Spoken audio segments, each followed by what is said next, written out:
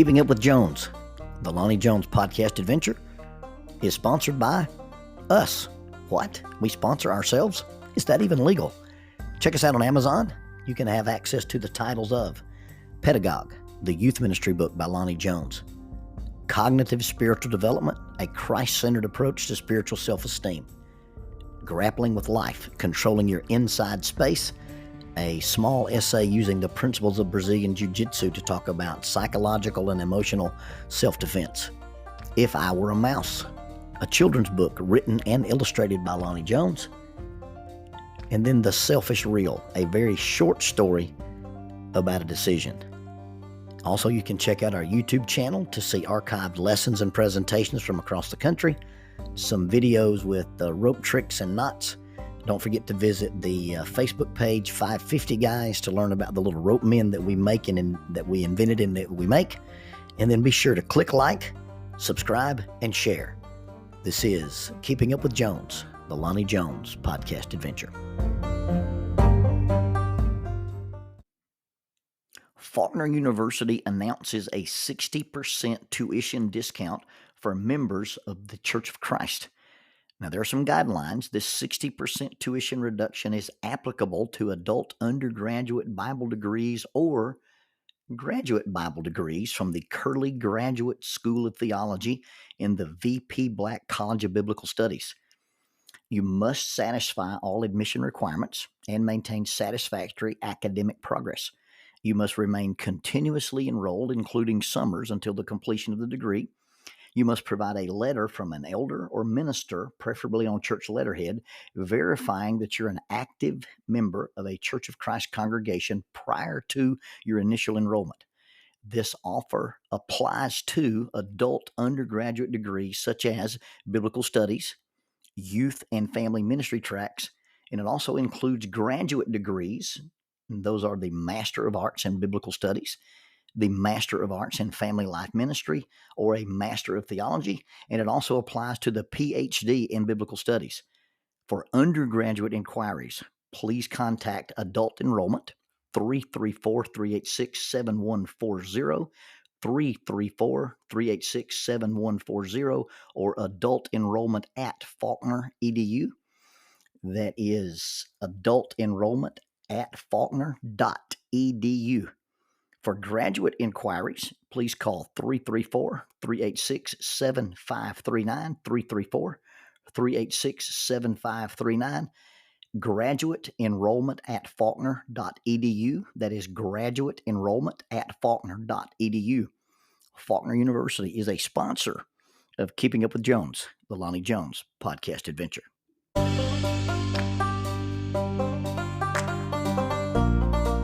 TKM Incorporated in Moss, Tennessee is a construction company that specializes in erosion control, seeding, and soil, hydroseeding, hydromulch, minor excavation, and silt fence.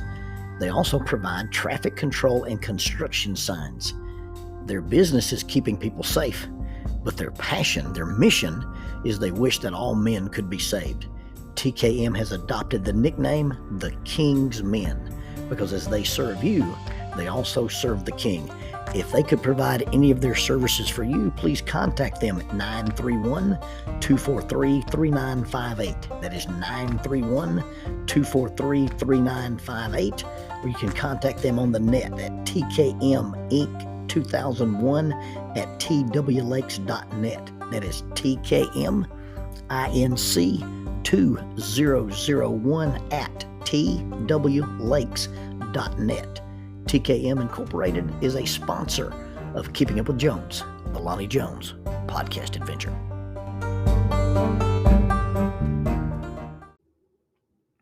There is a fine line between compassion and pity. Yet the young lady behind the returns counter at Lowe's had a mixture of both. We were both looking blankly at the minuscule piece of what I can only assume was some type of ceramic tile. Now, this little piece of ceramic tile was smaller than a straw, and it was apparently designed to replace grout, but it had to be returned. It wasn't going to work replacing the grout we had to replace in this minuscule little section of whatever it was we were going to put it on. I don't know why it had to be returned. Maybe it was because it was eggshell white rather than white eggshell. And it wasn't the only thing I was returning, but it was the first item in a bag containing an assortment of things more diverse than a dissociative person's Christmas stocking.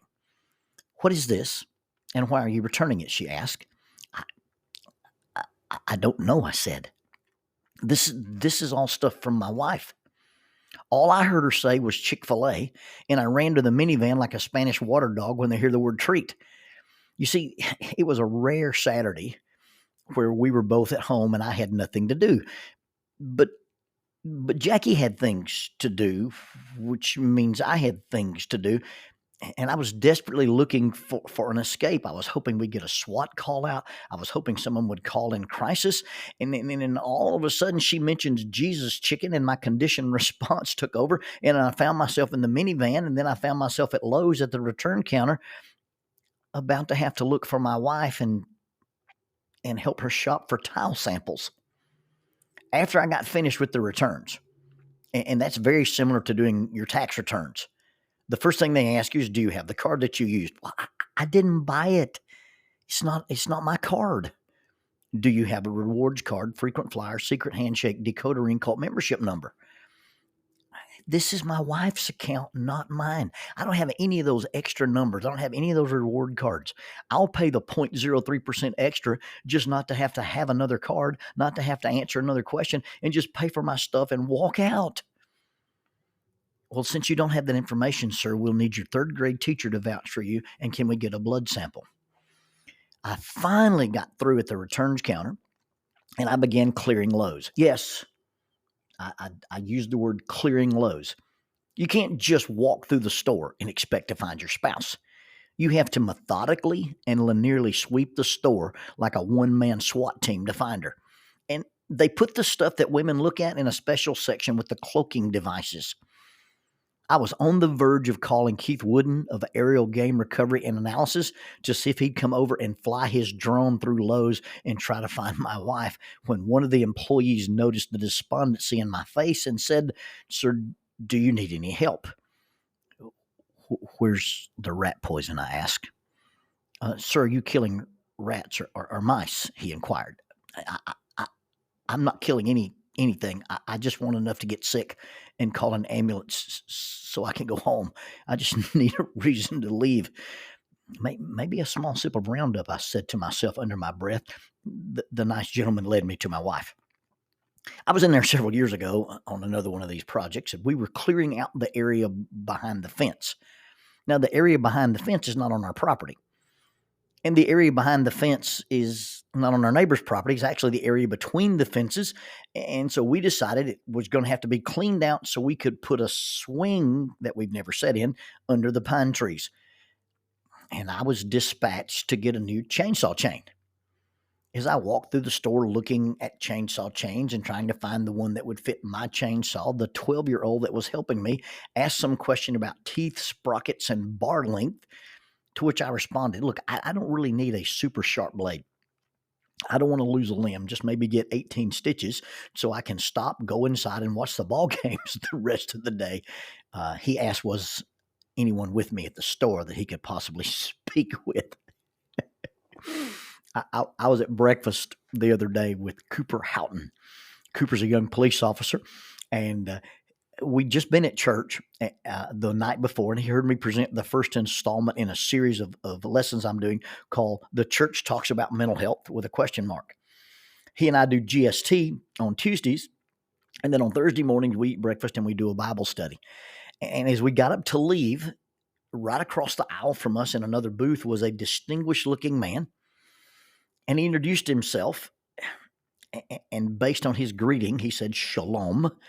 And by his title that he used and his affiliation, I can only describe him as a charismatic Pentecostal person of Jewish faith. He took my hand. He gazed intently into my eyes and sternly but sincerely warned me. He said, "God has told me to tell you that you will encounter 2 warlocks today. And be very careful who you shake hands with. Be very careful with your hands." I was very grateful to this man. I asked him to pray for me, and Cooper and I left. The next day, I was at home, and surprise of surprises, we got another box of stuff from Amazon. It's like they know where we live. Did I mention that we're redoing stuff at the house? Justin Hughes of Hughes Renovation is redoing 2 bathrooms and our pantry. But in addition to all the stuff that Justin and his crew are doing, we are saving money and doing some of the work ourselves. So if you speak Jackinese, you realize that means she's saving on her construction budget and I'm doing it. In all fairness, now she's doing the painting and she's doing a great job. But I'm doing the other stuff. I'm replacing all the doorknobs. I'm replacing all the door hinges. I'm replacing all the quarter rounds. Well, this new box that arrived at our house, surprise of surprise, is the new keypads that will replace all of our deadbolts and eliminate the need for Jackie to keep up with her keys. I keep up with my keys. I don't need new keypad entry thingies, but she's going to do that, and that way we won't have to have any keys on any of our doors. That means we're replacing it on all of our doors. So today's little gift from Amazon was for the 2 doors that lead to the back deck, the one that exits the kitchen and the one that exits our bathroom. I really didn't have anything I wanted to do this particular Friday, but there were some things I didn't want to do, and replacing deadbolts with keypad thingies was pretty high on the list. Well, I gathered my tools. I found my glasses. I opened the 2 new identical boxes and began sorting springs and screws and strike plates. And then it hit me and I shouted, "Door locks!" It was door locks. Door locks, not warlocks. Jackie, I've been warned by a dude at City Cafe. He said to be careful with my hands and to be careful of door locks. Silly me. I thought he said warlocks. One of Jackie's patented patient responses is, "I have lots of emotions right now, but no words." On the scale between her speaking my name with her teeth clenched, "Lonnie Jones, you are wearing me out," and the ever popular, "Let's say theoretically I had just one last nerve," and you're standing on it. The new statement, "I have emotions without words," is probably as severe on the exasperation amazement scale as it can get. And so here I am, way deep into the irritation matrix. And she just simply blessed the door locks and I installed them. Must have been all those episodes of Charmed that she used to watch. Now, here's a caveat to today's podcast. I have a lot of exaggerated fun at Jackie's expense. Her projects are our projects because they're at our house.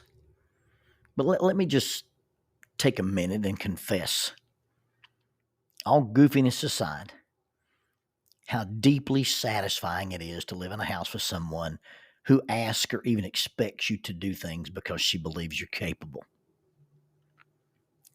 You see, she trusts me. Yeah. She loves me. Yeah. She respects me in lots of ways. But deeper than that, there's this thing where she believes I am competent. When we first met, she grew up in a house where her dad built their house out of field rocks, dug a hole in the side of the bank and built their basement and then put their house on top of it. He dug the well. He put the pump in the well. He wired the house. Her dad could do anything. And I couldn't do those things. I wasn't mechanically adept at the time. We didn't grow up with a lot of tools in our house. But over the years, I've learned to do some things. And she takes great pride in the fact that I can do them. And I take great pride in the fact that she believes I can do them. See, she believes I'm competent. The only person on the planet who has more confidence in me than my parents is my wife. She asked me to do these things not just because she thinks I should or I will, but she has this inner confidence that she believes I can. And in all fairness to her and all joking aside, that gives me a lot of emotions. But my words to describe that are not very adequate. But back to the topic. Avoidant behavior is just what it sounds like. It's behaviors we employed to avoid necessary, unnecessary, unpleasant, or hard task. It doesn't have to involve delusional thinking, warlocks, or abusive or injurious behavior, rat poison, and chainsaws. It really simply requires convincing ourselves that we can avoid going, doing, thinking, changing, or changing our thinking about anything. It's not even a matter of should we avoid it, but can we avoid it? It's not a matter of should we or can we. It's a question. It doesn't matter whether it's working out, going to work, or working out what's not working. A lot of it can be solved by working on the part that we are reluctant to address, or the very thing we are actually avoiding. That's why accountability with somebody else is super important. And while self-insight is maybe just, if not more important, of being able to look at the things that we're avoiding. You see, there are reasons we use to explain why we avoid the difficult, the inconvenient, the stressful, or even just the mundane. And the reasons we choose to use are not as important as the truth behind why we are avoiding what we're avoiding in the first place. And we're not talking about honeydew projects anymore. We are talking about self-improvement and home improvement. And I don't mean the house you live in, but the person who lives in the house. By nature, the things that we avoid are probably in our weakness category. They are our weaknesses because either we don't recognize them, we justify them when we recognize them, or we just want to avoid dealing with them. One of my favorite lines in one of my favorite songs is the Lego Batman theme. And one of the little lines says, "Who never misses leg day." Well, that's the whole thing about leg day. Nobody likes to do it because it hurts. Those movements, those squats, those lunges, those things are hard to do. In the letter in the New Testament written to the Hebrews, and we don't know who wrote it, so we talk about the Hebrew writer. The Hebrew writer, in telling his audience how to avoid avoidance, he simply uses this phrase and says, "Strengthen the hands that hang down and the feeble knees, so that what is lame may not be dislocated." You see, don't skip spiritual leg day. Don't skip emotional leg day. You see, avoiding the strengthening or the competency component of anything doesn't make it better, and it doesn't make it go away. In the long run, it probably worsens the condition because it will have to be addressed at some point. It's going to be addressed at some time, and it's going to be addressed one way or the other. It falls back on the old adage, choose your hard. You see, avoiding something that I need to improve on, of addressing something that I need to address, but failing to address it, it's like running from a guy who's in better shape than you are. You can't outrun him, and eventually he's going to catch you. And when he does catch you, you're still going to have to fight him, but now you're already tired. So you see, avoiding isn't really avoiding. It's just merely delaying. And I heard this put in a very elegant way one time.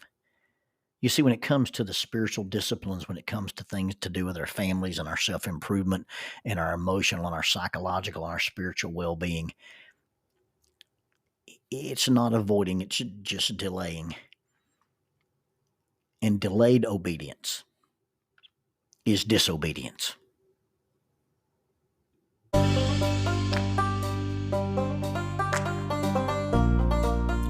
Using the tool of shortwave radio, World Christian Broadcasting literally covers the world every day with the gospel.